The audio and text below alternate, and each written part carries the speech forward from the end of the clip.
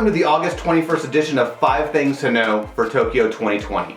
My name is Ken Hanscom, and each week I bring you the latest news and stories happening on the road to next year's games in 2021.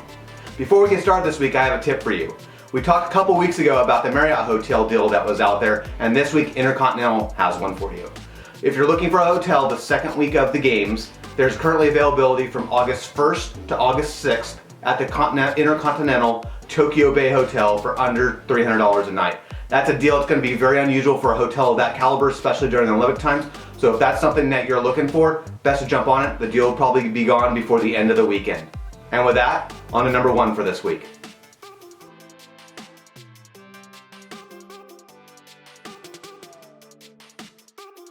Did you see the amazing fireworks show this week? I know I watched it, I looked at it and I was amazed. The story went that there was a bunch of fireworks that couldn't be used for Tokyo 2020 because of the delay for a year, and they were going to expire, so there was this massive show. And so we watched it on video, and you can see a little bit of the video up here, and it's an amazing show. However, it's a fake. And the first tip you could have had that would have been a fake is that there's no smoke anywhere from it.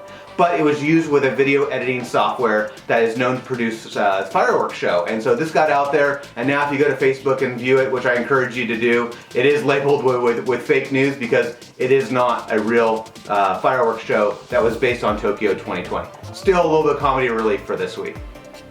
Now on to number 2.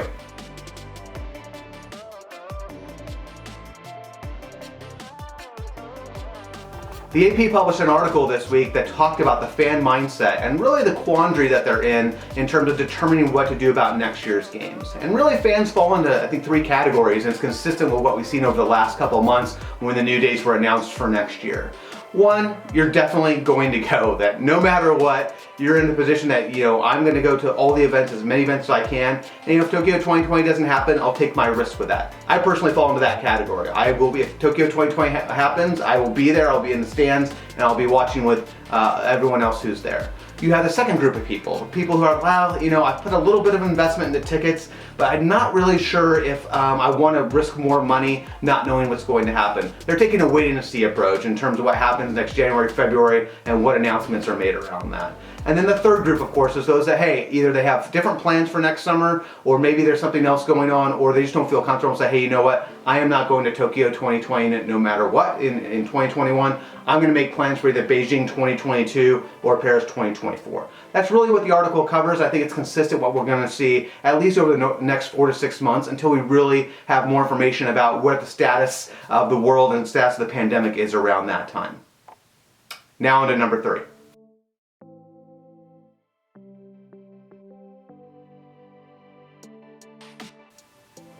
The Olympic Torch Relay is one of the most inspiring and one of the most attended events on the road up to an Olympic event. And for Tokyo 2020, the committee announced this week that the schedule is likely going to be, it's going to be pretty much unchanged when compared to this year's schedule. Now, it doesn't mean it's going to be as much expense and as many people attending. A lot of that will have to wait for a few more months to know how that's going to happen. But in terms of the schedule, starting out in the Fukushima prefecture and then moving throughout the rest of the country, the schedule that was scheduled for this year is going to remain largely unchanged as we look towards next year.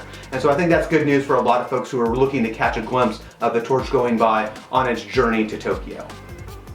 Now on to number 4.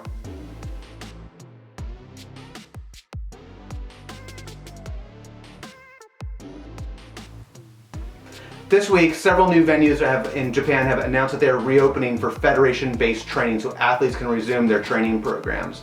It had already been announced that the Canoe Slalom Center, the Water Polo Center had been scheduled for reopening, and now several other venues, including the Field Hockey Center, have also announced a reopening. This is a great step on kind of road to next year to allow athletes and federations to resume their training and competitions in preparation for next year's games. So we're looking forward to hearing more of those being announced over the coming weeks and months. Now on to number 5.